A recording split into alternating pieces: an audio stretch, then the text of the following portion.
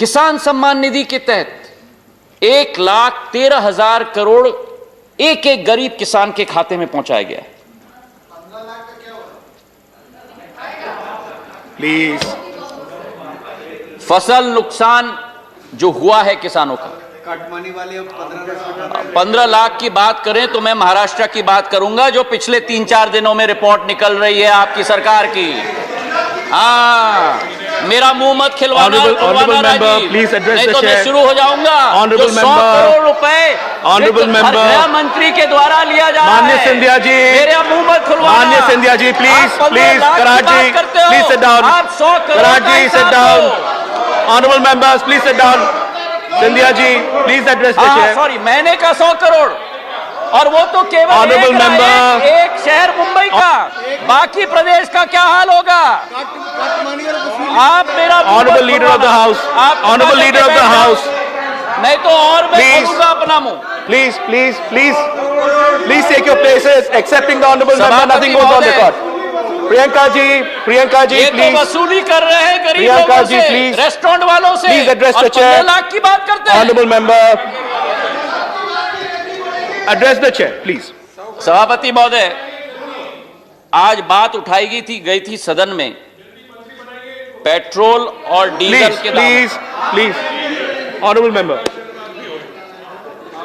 Petrol और diesel के दामों का बहुत मुद्दा उठा था। यह असलियत है कि दामें बढ़े हैं, पर यह असलियत भी है कि जो बढ़ोतरी हुई है उसका बंटवारा क्या हुआ है। लोगों के आंखों में धूल झोंकने की भी सीमा होती है। आज जो पेट्रोल और डीजल के दाम, जिसकी राशि मिलती है, उसका अगर खर्चा आप निकालो तो खर्चा निकालने के बाद 40% राज्य को मिलता है और 60% केंद्र को मिलता है। वित्त मंत्री जी यहां बैठी हुई हैं, अगर मेरे आंकड़ों में कोई गलती हो तो जरूर मुझे सही करें। 40% राज्य को मिलता है, 60% केंद्र को मिलता है।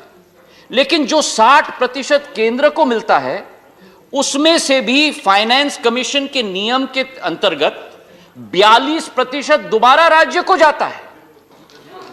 तो असलियत यह है कि राज्य को 40% नहीं मिलता सभापति महोदय, राज्य को उस राशि का 64% मिलता है और केंद्र को केवल 36%। और आज जो दुहाई दी जाती है पेट्रोल और डीजल के दाम का, क्यों नहीं विपक्ष अपने राज्यों में पेट्रोल और डीजल का दाम क्यों नहीं कम करते? अपने शहर का क्यों नहीं कम करते? महाराष्ट्र में तो सबसे बड़ा दाम है ऑनरेबल मेंबर पेट्रोल और प्लीज, डीजल का। Honourable member please address the chair. यहां सिंधिया जी, आप लोग सरकार प्लीज को टेक दुहाई योर दे रहे सीट। हो और ऑनरेबल अपने मेंबर आप प्लीज तो टेक योर कदम नहीं सीट। उठाते। और यही इतना कहना चाहता प्लीज हूं एड्रेस आपको द चेयर सभापति सिंधिया जी, महोदय, प्लीज एड्रेस द चेयर। जिनके please please please please please please please honourable members, thank you. सभापति महोदय कि जिनके घर शीशे के होते हैं वो दूसरों पर पत्थर नहीं फेंकते। सभापति महोदय, विषय यह है कि कृषि के क्षेत्र में भी आयात के कुछ वस्तुओं पर एग्रीकल्चर इंफ्रास्ट्रक्चर डेवलपमेंट सेस जरूर हमने लागू किया है, और उसका कारण है ताकि कृषि की अधोसंरचना में हम लोग बढ़ोतरी कर पाएं। उत्पाद के फूड वैल्यू चेन में हम किसानों को आगे बढ़ा पाएं। और सरकार ने यह नीति बनाई है कि अधोसंरचना ही आत्मनिर्भर भारत की नींव हो सकती है। और मकान अगर मजबूत करना है सभापति महोदय, तो उसकी नींव मजबूत होनी ही होगी। और इसलिए इंटरनेशनल मॉनेटरी फंड ने भी अपने वक्तव्य में सरकार के बजट के बारे में कहा है, and I quote, the union budget rightly focuses on health, education, public infrastructure and if fully implemented can help increase India's growth potential. We welcome the Indian government's budget's focus on growth, unquote. अब सिर्फ demand बढ़ाने से सभापति महोदय, हमारा कार्य समापन नहीं होता। डिमांड के साथ साथ हमें सप्लाई साइड और उत्पादकता को भी बढ़ाना होगा। और यही मॉडर्न मॉनेटरी थ्योरी भी, एमएमटी, मॉडर्न मॉनेटरी थ्योरी भी इसी का वकालत करता है कि अधिक से अधिक गुड्स और सर्विसेज का उत्पादन हर देश को करना होगा रोजगार उत्पन्न करने के लिए। और यही एक संतुलन वित्तीय बिल में हम देखते हैं, जहां demand side measures and supply side measures का हम संतुलन देख रहे हैं। अब सप्लाई साइड में हम लोग क्या कदम उठा रहे हैं? Ease of doing business, productivity बढ़ाने का एक मुख्य अंग होता है। 2014 में भारत का rank ease of doing business में 142 पर था और पिछले वर्ष भारत का रैंक 63 पर पहुंच चुका है और आज भी विकास और प्रगति कर रहा है। हमारे एमएसएमई सेक्टर के लिए, छोटे मध्यम लघु उद्योगों के लिए 20,000 करोड़ रुपए का सरल ऋण उपलब्ध हमारे द्वारा कराया गया है। और एमएसएमईज का भी 14 साल बाद उनकी परिभाषा बदली गई है, इसी सोच और विचार के आधार पर कि आज का एसएमई कल का एमएनसी बन सकता है। हम चाहते हैं कि एक सिस्टमिक परिवर्तन हो, और वो सिस्टमिक परिवर्तन तभी संभव हो पाता है जब हम जटिल टैक्स फाइलिंग प्रोसीजर्स को हम लोग सरल बना पाएं। एफडीआई, बिजली, इंश्योरेंस, रक्षा के क्षेत्र में हम ले आए हैं। जीएसटी का क्रियान्वयन हुआ है, इंसॉल्वेंसी और बैंक्रप्सी कोड, और इन सभी दूसरे अंगों का एक ही मकसद है, और वो है कि व्यवसायों को दक्षता या इफिशिएंसी में हम लोग बढ़ोतरी कर पाएं। अब इफिशिएंसी और कंपेटिटिवनेस की हम बात करें तो ये किसी भी संस्था या सरकार की नींव होनी चाहिए।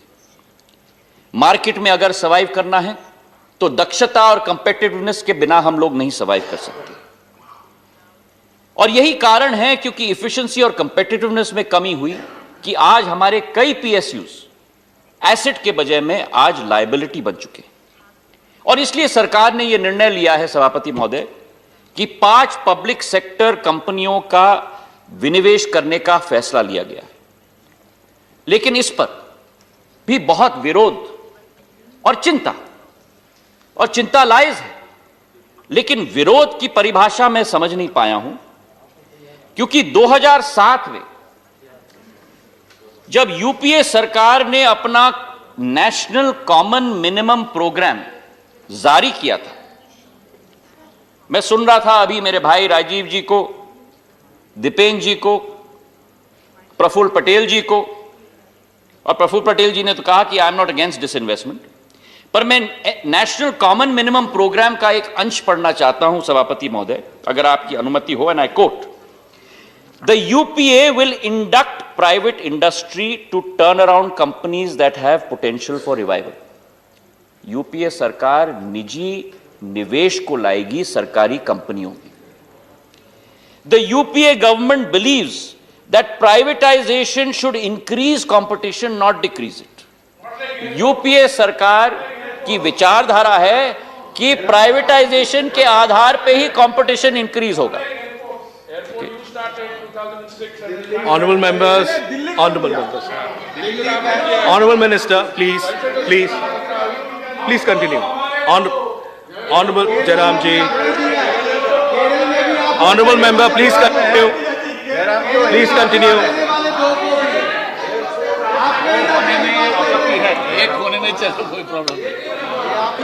Jairam ji, please, Honorable Minister, please continue. सभापति महोदय, मैं रिपीट करूंगा, because these lines are worth repeating for all that we have been hearing for the last 3 hours from there. The UPA will induct private industry to turn around companies that have potential for revival. Sentence number 1. Sentence number 2. The UPA government believes that privatization should increase competition, not decrease it. Sentence number 3, most important. Public sector companies and nationalized banks will be encouraged to enter the capital market to raise resources and offer new investment avenues to retail investors. Unquote. अब इनका track record हम देखें सभापति महोदय. Honorable Jairam ji, please. Honorable member, please. Please, sir. इतने बड़े विशेषज्ञ हैं, मैं इनके सामने क्या कह सकता हूं. Please address the chair. Please address the chair. Please, Jairam ji. अब जो ऑथर है वो स्वयं कह रहे हैं कि मैं ऑथर हूं. चलिए, अब सभापति महोदय 1991 से 96 तक इनकी क्या रिकॉर्ड रही. Disinvestment proceeds 9,961 crore. कितने कंपनी बेचे? 31 कंपनी बेचे. आईओसी, बीपीसीएल, एचपीसीएल, गेल, बीएसएनएल. अगला कार्यकाल 2004 से 2009. मैं वहां आ रहा हूं. 2004 से 2009 8,516 करोड़. कौन से पीएसयूज बेचे? NTPC, power finance corporation, power grid corporation, rural electrification corporation, Hindustan petroleum corporation, Bharat petroleum corporation. Let him complete. Jairam ji. Disinvestment. Please. Disinvestment. See, he's making a statement. Jairam ji. आप इतने उत्तेजित क्यों हो रहे हैं? Jairam ji. आप इतने उत्तेजित मत होइए जयराम जी. Continue. इतने उत्तेजित मत होइए. विनिवेश. तो 2004 से 2009, फिर आइए आप 2009 से 2014. 1 लाख करोड़ का विनिवेश. कौन सी कंपनीज? ऑयल इंडिया लिमिटेड, राष्ट्रीय केमिकल. डिसइन्वेस्टमेंट का मतलब विनिवेश होता है. Honorable member. Oil India limited. Jairam ji. Honorable member, please. Please address. सभापति महोदय, मैं रिपीट कर रहा हूं. 1 लाख करोड़ विनिवेश 2009 से 2014. Oil India limited, Rashtriya chemicals and fertilisers limited, national aluminium company limited, steel authority of India limited, Hindustan copper, national fertilisers limited, state trading corporation limited, engineers India limited, Indian oil corporation, national hydro electric power corporation, BHEL. इसके बाद हम यहां भाषण सुन रहे हैं. जयराम जी rule 235 interrupt नहीं करते. अब इतने उत्तेजित हो रहे हैं सभापति महोदय, मैं तो इनसे हाथ जोड़ के निवेदन कर रहा हूं, इतने उत्तेजित नहीं होना चाहिए कि मोदी सरकार आपके अधूरे सपने को ही पूरा कर रहा है. अब विनिवेश का कारण क्या होना चाहिए सभापति महोदय? यह मूल मंत्र है जिसमें मुझे लगता है आपको भी कोई आपत्ति नहीं होगी. कैपिटल एसेट्स का विनिवेश तभी होना चाहिए जब सामाजिक और भौतिक अधोसंरचना और मानव संसाधन का विकास हम लोग कर पाएं, ताकि उस विनिवेश के आधार पर जो निवेश सरकार करेगी उससे नए कैपिटल एसेट्स सरकार और देश में हम पैदा कर पाएं. और इसलिए इस सरकार की सोच और विचारधारा है सभापति महोदय कि विनिवेश देश बेचने की नहीं, देश बनाने और बढ़ाने की नीति है. और मुझे कभी कभी आश्चर्य होता है क्योंकि यहां सरकार इस कोरोना के महामारी के वातावरण में आपदा में विकास के अवसर ढूंढ रही है. और मुझे आश्चर्य होता है क्योंकि विपक्ष वहां बैठकर आपदा में राजनीति करने का अवसर ढूंढ रहे हैं. अब वास्तविकता यह है सभापति महोदय कि केवल पीएसयूज को खोखला इन्होंने नहीं किया, लेकिन देश की अर्थव्यवस्था का भी यही हाल हुआ. कुछ आंकड़े आपके समक्ष में पेश करना चाहता हूं. 2010 से 2015 तक महंगाई का दर, जो आज महंगाई की बात की जा रही है, उन 5 सालों में महंगाई का दर 10% होता था. और मोदी जी की सरकार से 2015 से आज तक महंगाई का दर एवरेज 4% रहा है. महंगाई की दर की हम बात करें, बैड लोन्स की हम बात करें, पुरानी कहावत है कि लमों ने खता की थी और सदियों ने सजा पाई। जो बैड लोन्स की प्रक्रिया की शुरुआत हुई वो यूपीए सरकार के समक्ष हुई थी, और जो पूर्व आरबीआई के गवर्नर रघुराम राजन जी, जिनको मेरे कांग्रेस के साथी बार बार कोट करते हैं, उनका ही कोट मैं उनके समक्ष रखना चाहता हूं। Most bad loans were from the UPA era. और जो पार्लियामेंट्री पैनल को हमारे former reserve bank of India के गवर्नर ने स्टेटमेंट दिया, मैं कोट करता हूं, a large number of the bad loans originated in the period of 2006 to 2008 unquote. सरकार कौन किसकी थी उस समय? इसका जवाब इनको देना होगा, और अपनी गलतियों का पोथा दूसरे पर मल देने की आदत से उभरना होगा विपक्ष को भी, सभापति महोदय। अब प्रश्न यह है कि देश की सबसे बड़ी बीमा कंपनी भारत जीवन बीमा निगम, जिसकी हिस्सेदारी मैं मानता हूं कि देश का हर नागरिक अगर उसका हिस्सेदार बनेगा तो उसे गर्व महसूस होगा, इसका मुझे पूरा विश्वास है। और इसी सोच के साथ भारतीय जीवन बीमा निगम के आईपीओ के लिए आवश्यक विधेयक संशोधन 27 संशोधन इस वित्तीय बिल में हम लोग लेके आए हैं। इसके 3 फायदे हैं। पहला फायदा कि हर खाता धारक और आम जनता को निवेश करने का मौका उस एलआईसी में मिलेगा। दूसरा फायदा कि प्राइवेट पूंजी का प्रवाह बढ़ेगी, जो आज समय की सबसे ज्यादा आवश्यकता है। और तीसरा सबसे बड़ा फायदा सभापति महोदय, कि एलआईसी में भी जो बाकी विदेशी स्तर पर, अंतर्राष्ट्रीय स्तर पर एक जवाबदेही और पारदर्शिता है, वो पारदर्शिता और जवाबदेही भी आईपीओ के बाद एलआईसी में हम लोग ला पाएंगे। इसकी भी बहुत आवश्यकता है। बहुत सारे चिंता उठी हैं इस सदन में भी, और जायज है, पर उन सभी चिंताओं पर विराम वित्त मंत्री जी ने लगाया जब उन्होंने कहा कि आईपीओ के बाद भी बहुसंख्यक शेयरधारक सरकार ही रहेगी और एलआईसी कंपनी का प्रबंधन और नियंत्रण भी सरकार के पास ही रहेगा। इसके साथ एक और चिंता है जो मेरे साथियों ने उजागर नहीं किया, लेकिन मैं उजागर करना चाहता हूं। अनुच्छेद 37 के आधार पर, जो एलआईसी एक्ट का अनुच्छेद 37 है, उसमें एक सॉवरेन गारंटी का प्रावधान है कि खुदा न करे, लेकिन अगर कहीं भी डिफॉल्ट हो तो हर खाता धारक का पैसा सरकार चुकाएगी। और यह विश्वास इस सदन में वित्त मंत्री जी ने दिलाया है कि वो अनुच्छेद 37 सॉवरेन गारंटी का वादा बरकरार है और अधिकार एक एक खाता धारक का सुरक्षित रखा जाएगा। यह सरकार का प्रण और संकल्प है। इस वित्तीय बिल में सभापति महोदय एक और महत्वपूर्ण पहलू है। सरकार की चाहत है कि टैक्स सिस्टम को हम जड़ से मजबूत करें, और इसके कोई पहलू हम लोगों को देखने को मिले हैं।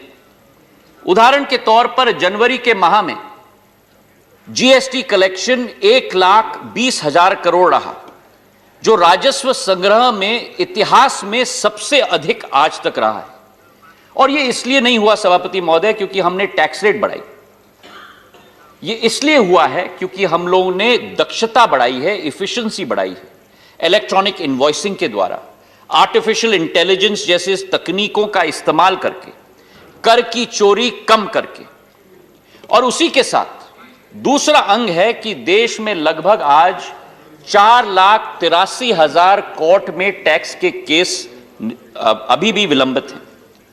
और इस मुश्किल को भी पार करने के लिए 21 जनवरी 2021 तक 1,20,000 लोगों ने विवाद से विश्वास स्कीम के अंतर्गत 95,000 करोड़ रुपए के टैक्स डिस्प्यूट्स का समाधान करके सरकार को वो राशि उत्पन्न करने का काम किया है। हमारी सोच और विचारधारा यह भी है कि करदाताओं की संख्या हमें बढ़ानी होगी, जो टैक्स जीडीपी रेशियो की बात की गई। पर हमारी सोच यह भी है कि संस्कृत में एक लघु सूत्र है कि अति सर्वत्र वर्जयते, कि अति करने से भी कभी कभी हानि हो जाती है। और इसलिए टैक्स फ्रेंडली मेजर्स को आगे लेते हुए विवाद से विश्वास नीति की तरह एक डिस्प्यूट रेजोल्यूशन कमेटी भी बनाई गई है, ताकि छोटे करदाताओं को अपीलीय प्रक्रिया से गुजरे बिना मामलों का समाधान हम लोग कर पाएं। टैक्स असेसमेंट में भी बहुत तरीके से चेंजेस हमने लाए हैं, जैसे 6 साल से 3 साल टैक्स असेसमेंट की अवधि हमने कम की है। टैक्स कंप्लायंसेस को भी सरल बनाने की कोशिश की है।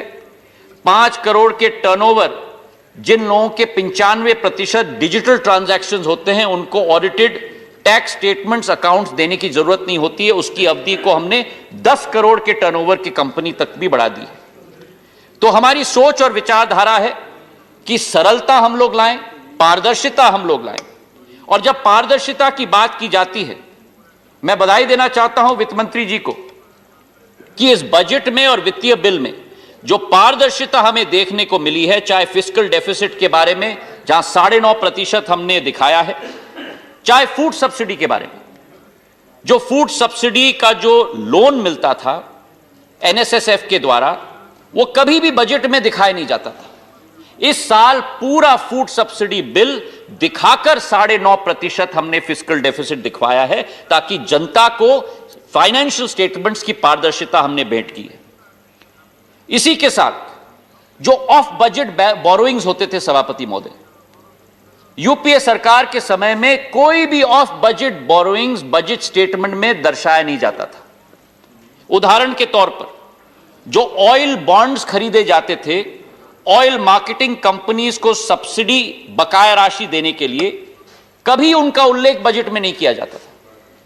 इस साल उन ऑयल बॉन्ड्स की भी पूरी राशि बजट में दिखाई गई है, और यह पारदर्शिता का एक परिचय सरकार के द्वारा दिया गया है। यह वित्त बिल 2021 सभापति महोदय एक असाधारण और चुनौतीपूर्ण वातावरण में हम लोग ने तैनात किया है।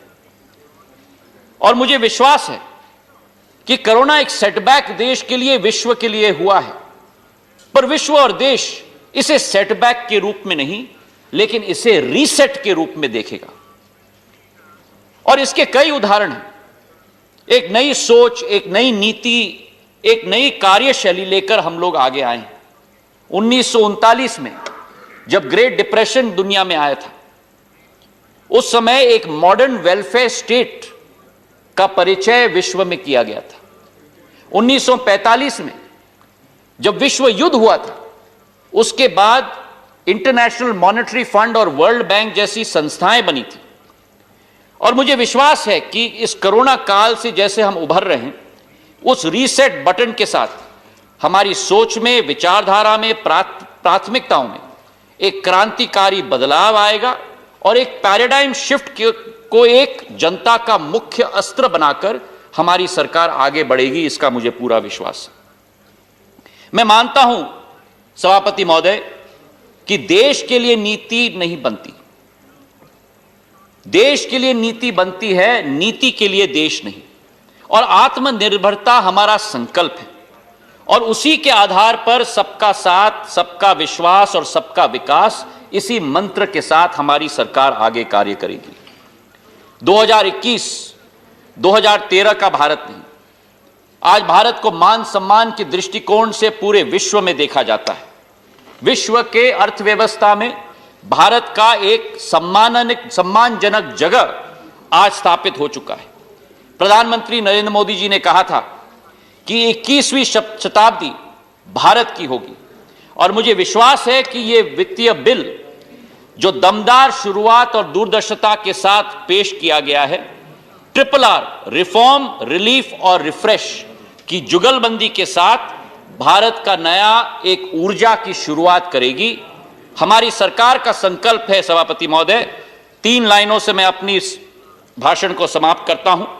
हमारी सरकार का संकल्प है कि आरजू बस यही है, आरजू बस यही है, मेरे हर सांस देश के नाम हो। आरजू बस यही है कि हमारी हर सांस देश के नाम हो, जो सर उठे तो मेरे सामने तिरंगा हो। आरजू बस यही है, मेरा हर सांस देश के नाम हो, जो सर उठे तो मेरे सामने तिरंगा हो, जो सर झुके तो वतन को प्रणाम हो। धन्यवाद।